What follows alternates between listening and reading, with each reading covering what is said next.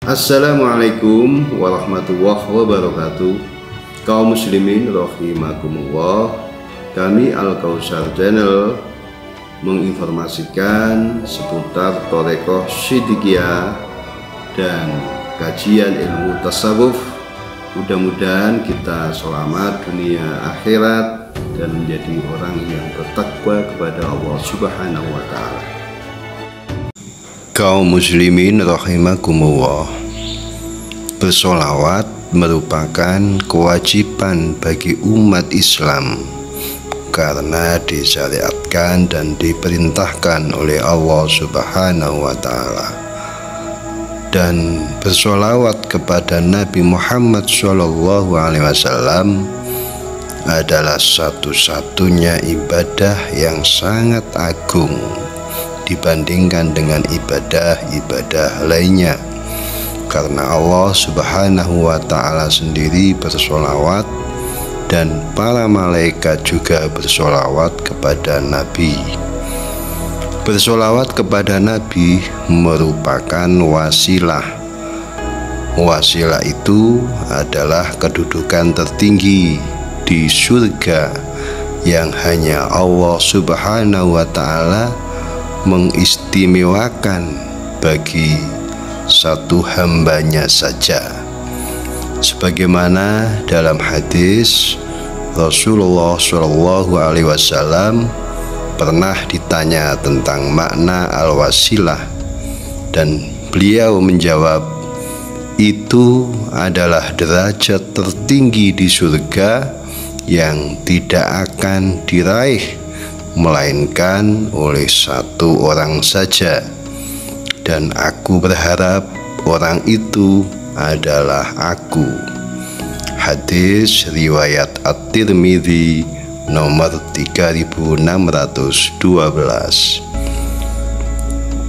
Jadi satu-satunya manusia yang mendapatkan derajat tertinggi di surga adalah Nabi Muhammad SAW. Mengapa Nabi Muhammad SAW adalah satu-satunya manusia yang mendapatkan derajat tertinggi di surga? Karena Allah Subhanahu wa Ta'ala sebelum menciptakan makhluk apapun, termasuk bumi dan seisinya ini, Allah Subhanahu wa Ta'ala terlebih dulu menciptakan Nur Muhammad. Dan seandainya tidak karena Muhammad, Allah tidak akan menciptakan bumi dan seisinya ini. Tidak akan tercipta segala yang ada. Hal ini didasarkan pada firman Allah Subhanahu wa Ta'ala di dalam Al-Quran surat nomor 2 ayat 37, fatalaqa Adamu min rabbihi kalimatin fataba alaih innahu huwat tawwabur rahim.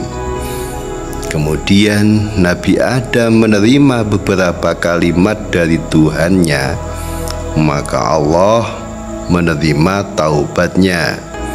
Sesungguhnya Allah Maha Penerima Taubat lagi Maha Penyayang. Kaum muslimin rahimakumullah, ayat yang berbunyi kalimat dari Tuhannya yang dimaksud ayat di atas, sebagaimana diterangkan oleh para ahli tafsir berdasarkan sejumlah hadis, itu adalah tawassul kepada Nur Muhammad SAW yang sekalipun jasadnya belum lahir, namun sudah dikenalkan namanya oleh Allah Subhanahu wa Ta'ala kepada Nabi Adam alaihissalam sebagai Nabi akhir zaman. Nur Muhammad itulah sebagai wasilatul uzma, wasilah yang agung berupa nurullah, cahaya Allah yang dipancarkan kepada Nur Muhammad. Dalam surat An-Nur ayat 35 disebutkan nurun ala nur yahdillahu linurihi mayyasa, cahaya di atas cahaya, cahaya yang berlapis-lapis.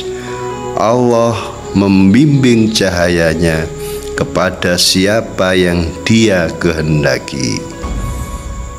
Jadi nur ilahi beriringan dengan nur Muhammad yang diberikannya kepada orang-orang yang dikehendaki.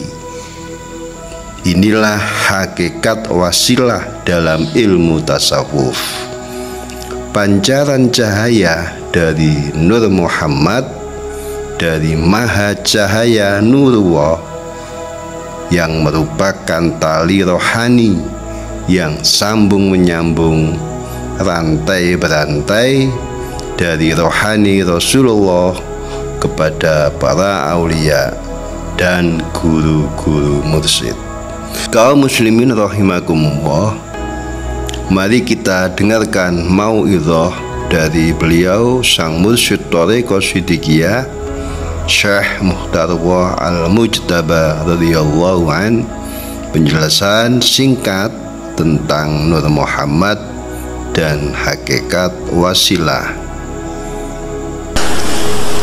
Di Mekah itu ada bukit namanya Jabal Nur, Jabal gunung, Nur cahaya.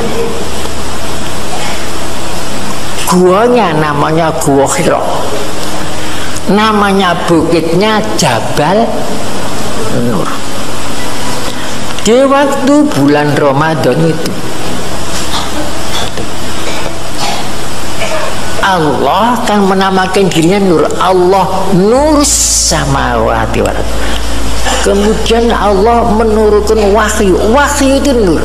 Anzalna ilaikum nuron. Kemudian ngutus malaikat Jibril. Jibril itu nur.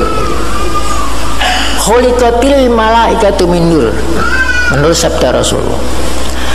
Jadi Allah Maha Nur, menurunkan nur, perantaraan nur di dalam gua nur.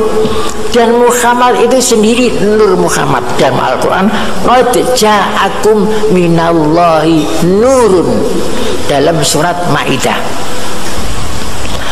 Tujuannya Al-Quran Nur ini untuk mengeluarkan manusia dari kegelapan menuju nur.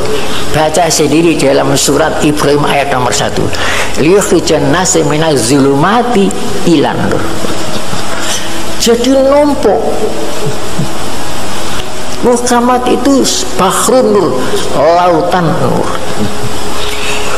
Apalagi ada perintah dalam Al-Quran, innallaha wa malaikatahu yusholluna ala nabi ya ayyuhalladzina amanu shollu alaihi wa sallimu taslima.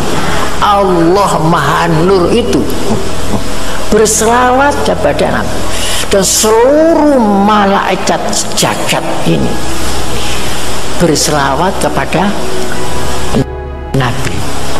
Kemudian baru perintah seluruh orang mukmin harus berselawat kepada Nabi. Jadi ada selawatullah, ada selawatnya malaikat, ada selawatnya orang mukmin. Dari situ.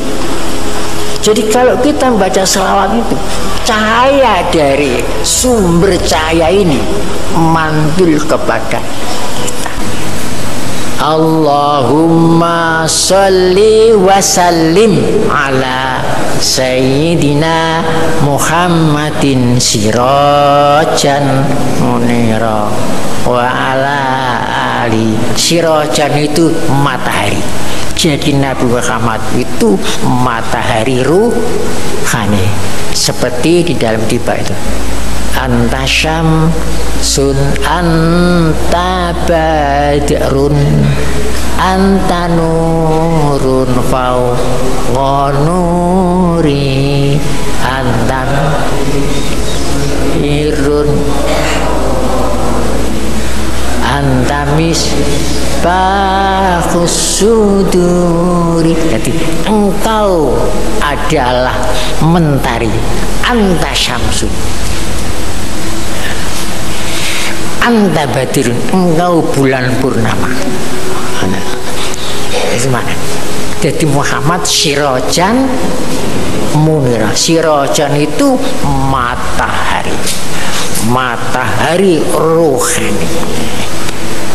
Kita mengharapkan dapat limpahan cahaya dari nurmu Muhammad. Sebab tumpuk-tumpuk nurun fauqa nuri, cahaya di atas cahaya.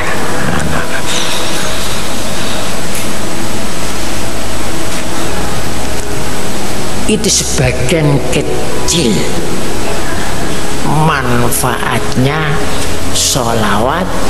Nah, cuma saya ingatkan, Allah berselawat kepada Nabi, Allah melimpahkan rahmat khususul khusus. Karena rahmat ada yang umum, ada yang khusus. Yakhtasu birahmati masya. Malaikat berselawat kepada Nabi, artinya para malaikat menghormati kepada Nabi Muhammad. Orang mukmin berselawat kepada Nabi, artinya orang mukmin itu wasilah kepada Nabi. Nah, itu dari faham Siddiqiyah ini. Adapun mengikuti paham-paham lain silakan, merdeka.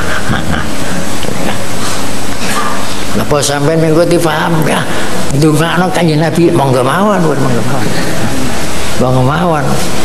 Pe kelebihan sampean ampun. Kalau saya tidak berani itu. Malah yang kita harap-harap itu kita menerima syafaat dari Rasulullah. Karena wasilah itu derajat yang paling tinggi. Menurut hadis, al-wasilatu darajatun indallah, laisa fauqaha darajatun. Begitu hebatnya.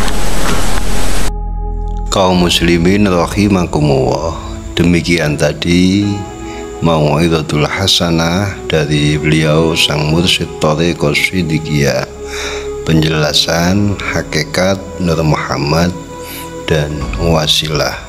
Mudah-mudahan kita diberi oleh Allah Subhanahu wa Ta'ala pemahaman tentang Nur Muhammad dan wasilah. Saya akhiri, wabillahi taufiq wal hidayah.